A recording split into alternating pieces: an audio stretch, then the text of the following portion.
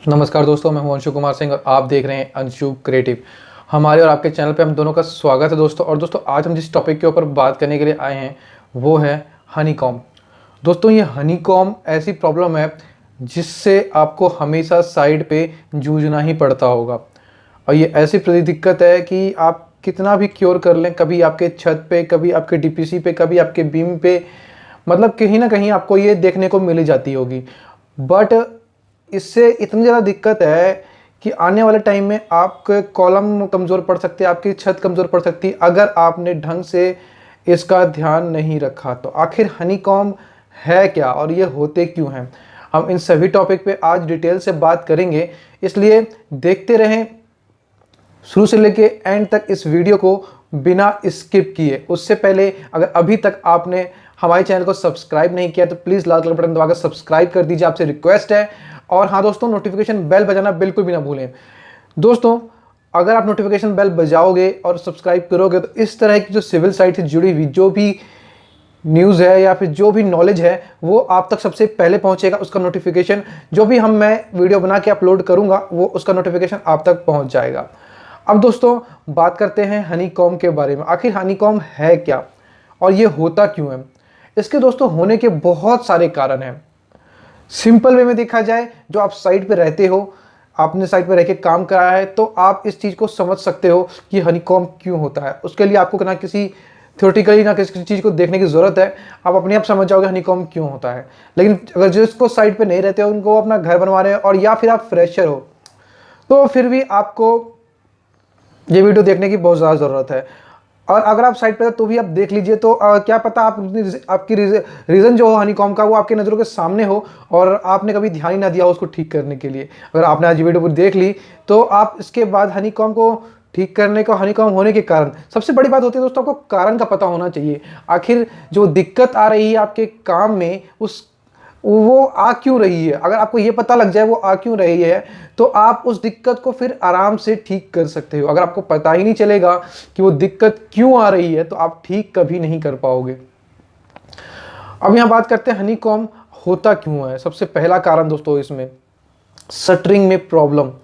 मतलब अगर शटरिंग आपने कितना भी अच्छा कर दिया, उसमें फॉर्म वर्क प्रॉपर नहीं है, या फिर आप टाई रॉड लगाते हो अपने शटरिंग में, अपने कॉलम के फर्मों में, तो उसमें जब वो छेद हो जाते हैं तो उन छेद को प्रॉपर तरह से बंद नहीं किए होते हैं वो, तो उसमें से काफ़ी बस स्लेरी बह जाती है। स्लेरी का मतलब हो गया दोस्तों यहाँ पे सीमेंट का घोल, जो आप मसाले के साथ बनाते, जो एग्रीकेट का मसाला बनाते हो आप, जो वो उसमें डालते हो कॉलम में, और उसके बाद वो उसका जो साइड से फॉर्म वर्क में से वो निकल जाता है स्लेरी, तो वो जो स्लेरी निकलता है, इस कारण से भी आपका यहाँ पे हनीकॉम्ब आता है। हनीकॉम्ब भी दोस्तों कई तरह के होते हैं। छोटे मोटे हनीकॉम्ब होते हैं जहाँ हल्का फुल्का आपको सिर्फ रोड़ियाँ दिखाई पड़ती है, जिसमें आपका स्टील नहीं दिखाई पड़ता है। और कई जगह हनीकॉम्ब इतना ज़्यादा होता है कि वहाँ पे आपको स्टील, बाइंडिंग वायर, सब कुछ क्लियरली विजिबल होता है। ये हनीकॉम्ब दोनों ही तरह के वैसे खतरनाक होते हैं, लेकिन सबसे ज़्यादा खतरनाक इसमें जिसमें आपको स्टील विजिबल होता है। स्टील विजिबल होने का मतलब है कि आने वाले टाइम में आपके स्टील में हवा लगेगी, रस्ट लगेगा और वो आपका कॉलम कमज़ोर रह जाएगा और कमज़ोर रह जाता है इस कारण से। तो लोग इस पे प्रॉपर ध्यान नहीं देते हैं। काफ़ी बार मैंने देखा है साइट पे कि वो हनीकॉम्ब को छोड़ के वो आगे बढ़ जाते हैं, हनीकॉम्ब को छोड़ के आगे बढ़ जाते हैं और बिल्डिंग प्रॉपर बनाते रहते हैं, और वहाँ पे ना रिपेयर वर्क ना कुछ भी नहीं किया जाता है। तो इसलिए पहले हनीकॉम्ब पे जरूर ध्यान दें दोस्तों। अगर हनीकॉम्ब का मतलब अगर आपको स्लेरी बह गई तो उसको शटरिंग खुलते के साथ रिपेयर करवाइए। अगर आप शटरिंग खुलते के साथ रिपेयर करेंगे तो साथ में रिपेयर किया हुआ वर्क आपका ज़्यादा मजबूत और जल्दी और अच्छा होगा।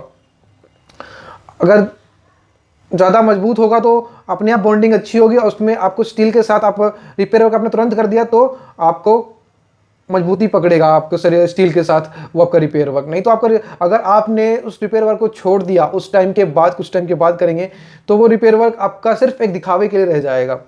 सबसे पहला कारण बताया मैं, उसमें स्लेरी बहना दोस्तों। उसके बाद एक कारण ऐसा है जिसमें आपको ज़्यादा करने, मतलब वाइब्रेटर, ये वाइब्रेटर कारण जैसा जो है दोस्तों, यहाँ पे आपको दोनों कारणों से, अगर वाइब्रेटर आप ज़्यादा मारते हो तो भी आपका हनीकॉम्ब आएगा और कम मारते हो तो भी आपका हनीकॉम्ब आएगा। ऐसा क्यों?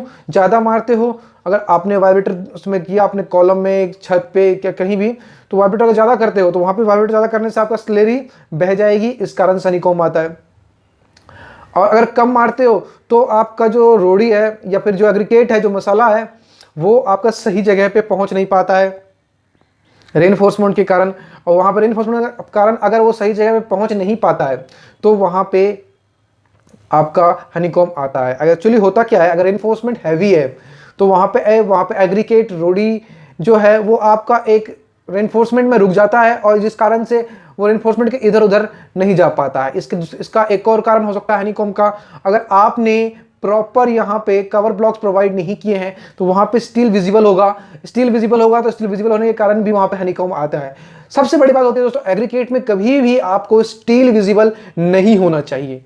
ये हमेशा ध्यान रखें कि प्रॉपर कवर ब्लॉक्स ध्यान रखें ही।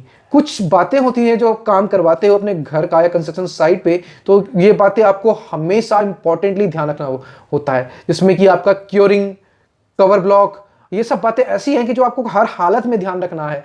ये चीजें आपको आगे चल के अपने घर में ही दिक्कत देंगी अगर आपने उस टाइम पे नहीं करी है तो।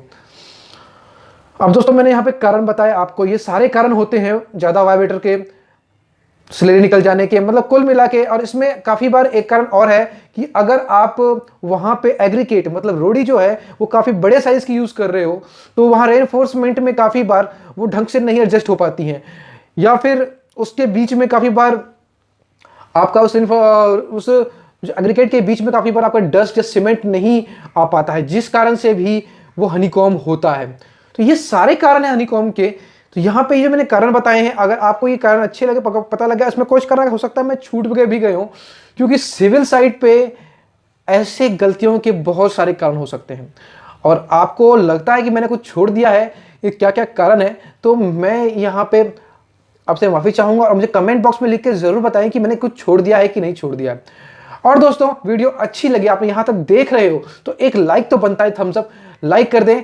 मैं इसकी अगली वीडियो में हनीकॉम्ब को रिपेयर करने का वीडियो लेकर के आऊंगा, कैसे इसको रिपेयर करें। इसके रिपेयर करने के भी कई सारे मेथड्स हैं, जो कि आपके केमिकल मेथड है, जो कि आपका केमिकल मेथड के साथ साथ नॉर्मल लोग साइड पे सीमेंट से भी रिपेयर करते हैं। तो ये सारे रिपेयर मेथड है।